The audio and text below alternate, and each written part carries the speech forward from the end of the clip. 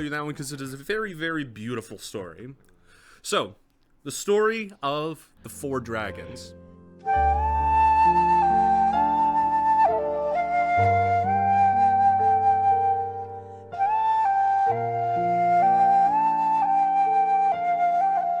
Now, a long time ago in ancient China, there once lived 4 beautiful dragons. The pearl dragon, the long dragon, the yellow dragon, excuse me, and I believe it was known as the Yangtze dragon, or I'm mispronouncing that horribly, so I apologize in advance to any of our viewers, but there were the 4, the long, the pearl, the yellow, and then I believe it is the black dragon. Correct me if I'm wrong later, comments, but let's go ahead and finish this story first. So, long time ago there lived these 4 dragons, and their lives were bliss. Even as the humans beneath them suffered from drought and famine, the dragons paid little mind to this, as it was outside of their realm of control. They played in the clouds, they delved into the deepest mountains, they swam in the vast oceans and beautiful rivers. But at one point, one of these dragons noticed, as the humans cried out from weeks of drought, that they were suffering. And the dragons, they took pity on humans. Why should something even as lowly as us suffer in a world so beautiful in their eyes? They did what they could, they looked for solutions, and then they thought to themselves, perhaps if we approach the Jade Emperor, the god of this land, god of gods and ruler of the Jade Court, perhaps maybe we could convince him to give the humans water, to give them rain that they had been without for so very long. The dragons approached the Jade Emperor after finally earning an audience, but in their youthful ambition, they were very rude, very against courtly steps. They bypassed rules, they broke tradition, and they begged even, for the Jade Emperor to provide rainfall to the humans below. For in this world of beauty, there should be no suffering. But sadly, the Jade Emperor stated that this was his will, that this was not something he would fix. Damn them if he should. The dragons did not like this. The 4 dragons decided then that if humans must suffer, then they would do what they could to help prevent it. And so, they dove into the vast oceans, collecting as much water as they could, purifying it as they went. And then for many, many days, for weeks even, the dragons flew all across China and its vast lands, delivering rainfall. So much rain that famine was soon a forgotten myth, a byproduct of ancient thought that humans would never again receive. The dragons were happy in what they had done, to see life, to see joy and beauty return, hope even, to human eyes. But the Jade Emperor did not like this. For the dragons had gone against his demands, his decrees, and so he then said that they would be punished for their arrogance. And for their arrogance, each of them were buried beneath a great and powerful mountain. This mountain, however, could not contain them forever. As soon the dragons learned that as their bodies may have withered beneath the stone, they became the great rivers that now flow and provide water to all of China. The Long River, the Pearl River, the Yellow River, and again, I may be wrong on this one because I forgot my geography for a minute, but the Black River.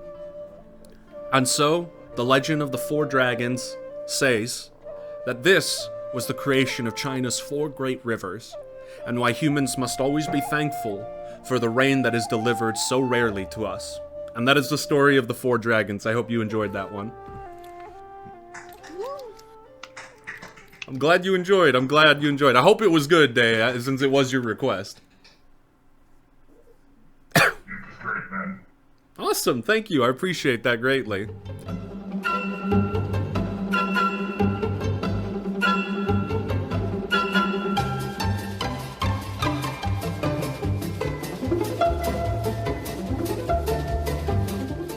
Yes, Koopa. You know what? Yeah, Koopa, go ahead. Okay.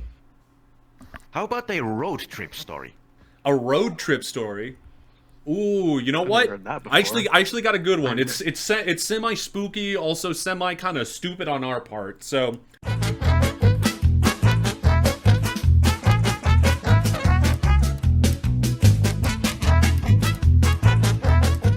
I'm gonna tell you all this one good road trip. When I was in the Scouts, all right, a couple years ago, because I'm 24 now. I got out of it when I was 18, got my Eagle Scout, and now I'm gone. So a long time ago, when we were traveling up for a camp, my troop and I, in a semi-scary fashion, but it's mostly a funny story, is my troop and I, when we got up there, we had basically not stopped. It had been a couple days, and we had not stopped to shower or do any of that shit. It was just one dead area to another dead area to get to our destination and everything. And when we got to this one camp, finally where we were supposed to be with all the other troops and everything, we got there and some guy off on the side said we smelled like shit when he walked past us. And I don't know what it was, but for some reason, that just flipped a switch in all of our Unga Bunga caveman minds, right? As soon as we heard, God, you guys smell like shit, and then it walked away, we were like, we need to become literally the cleanest troop in the fucking galaxy.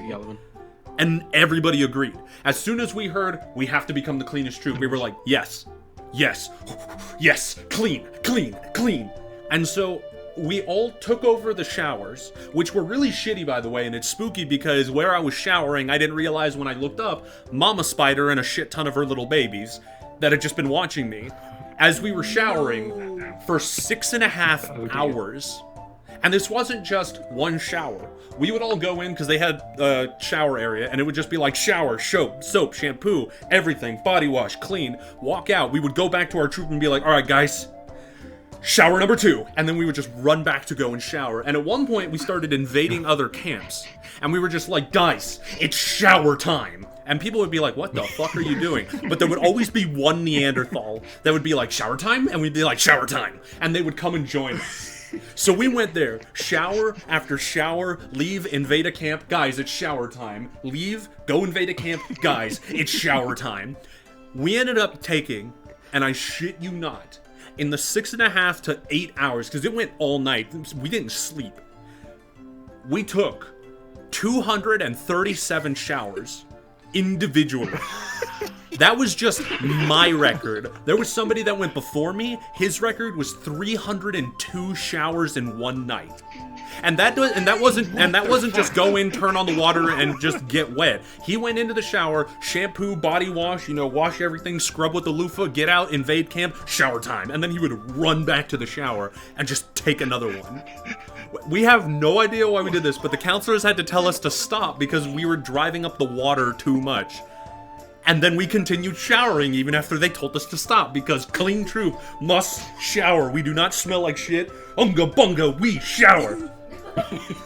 And all it took was a road trip of no showering, sleeping in the woods on little cloth pads and everything, getting all disgusting, and then we got there and it was just like, God, you guys smell like shit. It's like, we have to become clean. Clean. Clean! And we became the cleanest troop. I still cannot fathom. This man took 302 showers. I had mid-200s, and I've never felt so clean in my life. And that was a really weird semi-road trip, semi-the destination, and the big fucking spiders that were in the shower that we didn't realize until it was too late. I hate spiders. Yeah, no, I hate them too. I hate them too. The Scouts really left us with a lot of weird stuff.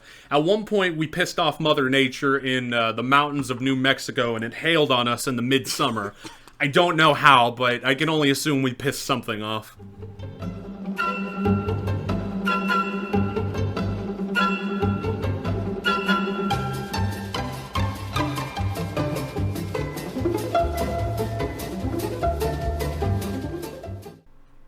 How about romance? You want a romance one? Oh, alright, that's appropriate. Also, yes, Yato, what can I answer for you? Mystery. Mystery. You know what? We still got time for more stories. Ron Taro asked first, so let me give a good romance one there, and then I can give you a good mystery, okay. Alright?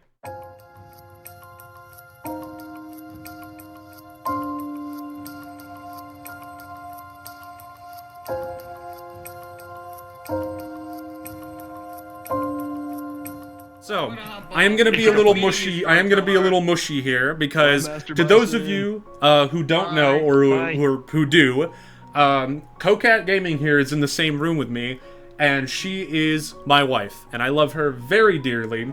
And so I'm going to tell you all the story of how we first met. And I apologize in advance, honey, if I miss any details. I was just so stricken with love that I may have forgotten a few finer points, but don't you worry. And she's probably going to give me a big hug here in a minute as soon as I'm finished, so I apologize if I jingle around. So, in the spirit of Valentines, I'm going to recount you all with this, as I've said, the story of how I met my wife, and how it was probably the most beautiful moment in my life ever. So, allow me to set the scene.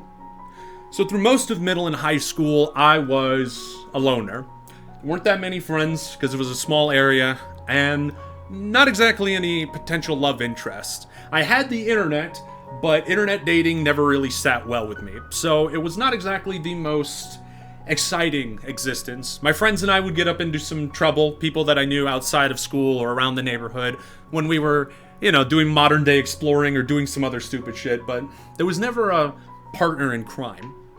And then came the day when I got accepted into a couple different colleges. Now, I had no idea what I wanted to do with my life. All I knew is I was going to get a business degree. Beyond that, I don't know. End up in a ditch or whatever. I didn't plan that far ahead, and life wasn't exactly as beautiful as it was for me now. But when the time came that I got to college, I told myself, you know what? Live and let live. I want to be the brightest I can possibly be, and I want to start this new chapter right. So, my college opened up a Facebook page. A Facebook page where you could introduce yourself. And people would use it, a few, like maybe a dozen or so, and they would put, oh, hi, my name is XYZ, these are my hobbies, and I'm studying blank. Pretty cut and dry, kind of like that New York barbecue I talked about a minute ago. But at one point, I was like, you know what? I'm going to take this page, and I'm going to make it to where everyone else can feel comfortable. So what did I do, my adoring fans? Well, I embarrassed myself as much as I could. I put on a Deadpool mask, a Sailor Moon t-shirt, a Sailor Moon beanie. I had a foam Legend of Zelda sword and shield. I had Halo 3 metal swords behind me and a bunch of anime posters. I posed with my foot on top of my gaming chair, and I had the sword raised high, and I titled that meme, my college name, Prepare for Weird. Weird is coming. Little Game of Thrones reference. As soon as I did that, I introduced myself in a very fun fashion. Hi, my name is XYZ. My hobbies include all of this weird stuff, including voice acting, video games, and building water balloon catapults. I have no idea what I'm doing, but I have no sense of self-control with embarrassing myself, and I hope we can all be friends. Pay no mind to the swords behind me. I'm an idiot that's not even trusted with a blender. You have nothing to worry about. And all this other weird nonsense. After that, the page exploded. People were introducing themselves all over the place. I was getting messages left and right because people were like, dude, now that you've kind of weirded out everything on the side, I don't feel weird introducing myself. And I was like, yeah, that's what's up. That was the main thing. And when I got there, I had a bit of a reputation already because people knew it was me. Now, the day came around for orientation. And me, I'm a very introverted person. You might not guess that because I'm here in front of all of you strangers telling you funny stories and everything and trying to do YouTube. But I'm extremely shy. I have a rule inside where if somebody is more introverted than me, I'm the guy that needs to become extroverted. I don't know why, that's just the way the brain is programmed. Now, when I was there, most of my group were introverted, and I showed up as fun as I could. I had a very nice t-shirt, cool jeans, and a Naruto headband around my head. For no other reason than to make people feel more comfortable, because I was like, look at me, I'm the weirdo, you're not weird, don't worry about messing up, everybody's too busy thinking I'm weird, and people loved it. They realized what I was doing, and they were like, oh, that's cool, thanks man, I feel a lot more comfortable. I was like, yeah, and she saw me. Now, I had been talking with Ko for a little bit beforehand, and I took kind of an interest in her. She seemed very sweet, but most of my experience with dating had either been very bad, or if there was someone I was interested in, they were kind of already taken. And Ko here is solid 10 out of 10. Not even because I'm married, just in general, every time we meet a new group of people, there's always somebody that wants to steal her. Specifically, every woman we've met online wants to steal my wife. I don't know why, it just happens. So, I'm running around. I'm taking selfies with new people. I'm jumping around. I'm having a good time. People are having fun. I'm just bringing energy, you know what I mean? And at one point, I get my dorm of where I'm going to be set up. And I don't want to be set up there. So I put in a request, and I get changed to a newer building, because I wanted, new building, because, hey, bourgeoisie, I wanted something nice. But I also got into room 420. You would not believe how many times our fucking sign was stolen. Room 420, we had to super glue, gorilla glue, duct tape, and then 9-inch screw that fucker into the wall, because it got stolen so many times. But then the magical bit happened. I found out that, and I had no idea, but I found out that Ko here was living right next door to me. And I was like, oh my god, that's awesome.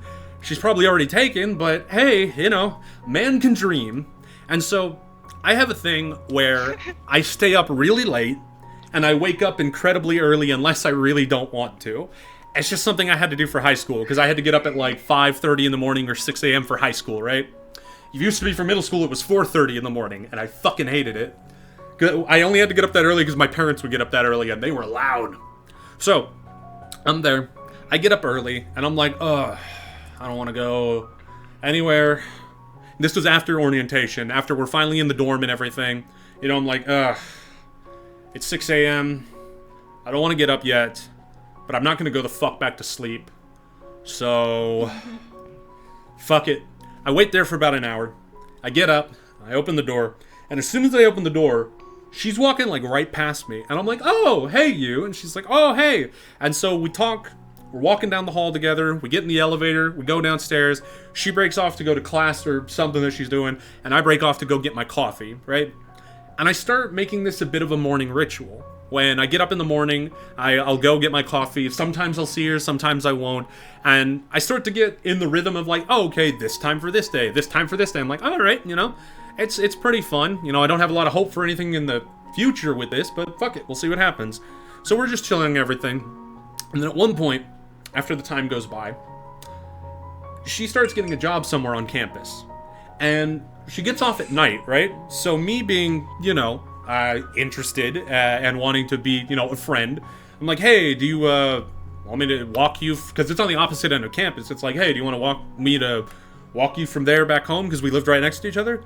And she got really excited and was like, yes, absolutely. So I did. And we got closer and closer. And it was very, very cute. It was very nice. And I'm blushing just thinking about it. And at one point, as exams started to get a little crazy, I stopped walking her. Because exams were getting crazy, tests were getting a little wild, and I don't know, man. The depression was kind of hitting me a bit, And then after a while, I was like, wait, shit, I haven't walked with her in ages. It was a month, 2 months, maybe even longer. And I was like, I hope she's not mad. So I sent her a message.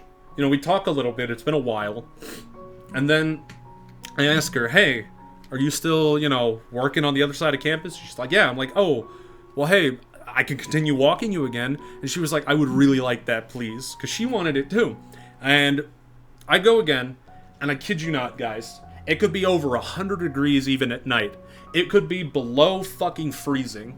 And I was out there every day. Every day she was working, I was out there for 15 minutes before. And I would just wait for her to come out, and then I would walk her there. Sometimes even giving my fucking jacket when it was a little too cold. I insisted heavily, And we continued walking, and at one point, I finally be like, hey, you wanna get together, maybe watch some anime or something? And we did. We got together, and it was more of a hangout session. And at one point in our text messages, she started saying oh, it's great to have a friend like you. And I was like, no. So I'm like, I need to try something. I'm like, no, please, get me out of here. I need to at least shoot my shot. So we ended up sitting down, and for the first date, if you will, because it wasn't really official yet, we were watching anime, good old-fashioned Halo 3 machinima with some fast food. I think it was pizza or something. And we were having a great time. I was showing her one of my favorite Halo 3 machinimas from back in the day, which she loved. And I was like, oh my god, I am in love with this woman. I gotta shoot my shot. I gotta see what happens. So, God, I'm getting nervous just thinking about it. I've been married this long, and I'm still getting nervous thinking about it. So, I'm getting ready to leave the room. I get up, it's getting late. I'm about to leave the room. And I'm thinking to myself, dude, just ask. And part of me is like, no, what if we get rejected? It's like, well, what if we don't, fucker? And I'm like, but what if I get rejected? It's like, but what if we don't, fucker? And I'm like, okay. So I put my hand on the door. I'm like, oh yeah, I forgot. There was something I wanted to ask you. She's like, what? And I'm like, internal screaming. So I finally stood up. I stand up straight. I turn around. I'm like, hey, would you like to, officially date or go out or something?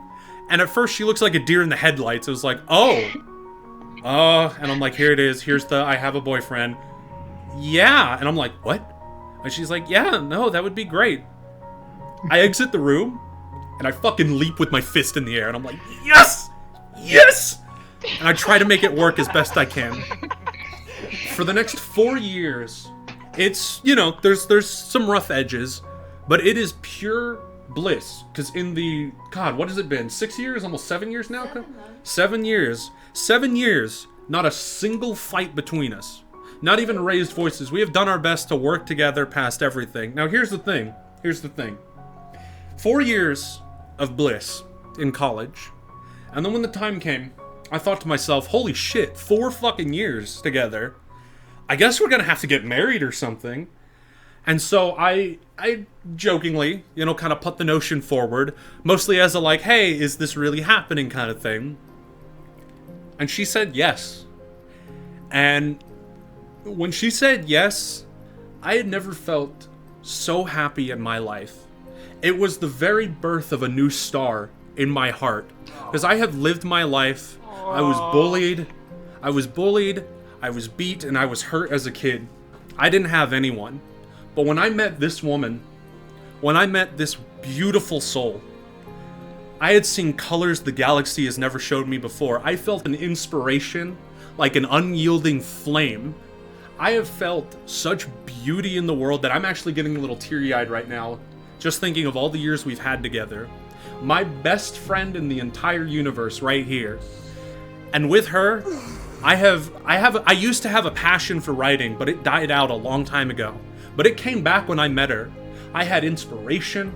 I saw the world in beautiful colors. I found a love for people that I used to hate. I was scared of people. I didn't like them. I didn't want to be anywhere near them. But thanks to her, I'm out here telling stories to new people. I'm feeling such love in my heart. I feel, to anybody out there that feels like, it's all alone, there is a fucking light at the end of the tunnel, my guys. My brothers and sisters, let me tell you, there is a light at the end of the tunnel. And ever since then, me and my family, we're a very fighty bunch. We yell, we scream, we argue, sometimes just for fun. Nowadays, we're a lot better, and we do it for funsies, to roast on each other. And because of that, that Aries blood in me, I was always worried that I would have a fight with her. But after all these years, I have always forced myself, even if I get a little antsy or a little upset, I always tell myself the good days are better than the worst. And I am still in love with her 7 years later. And Rontaro, that's a very romantic story of how I met my wife. Who's, I think, currently crying and coming to hug me. She's coming to hug me. Give me a second. Hold up. I can't. I have the headset on. I don't care. I love you. She's hugging me right now. I got her right in my arms.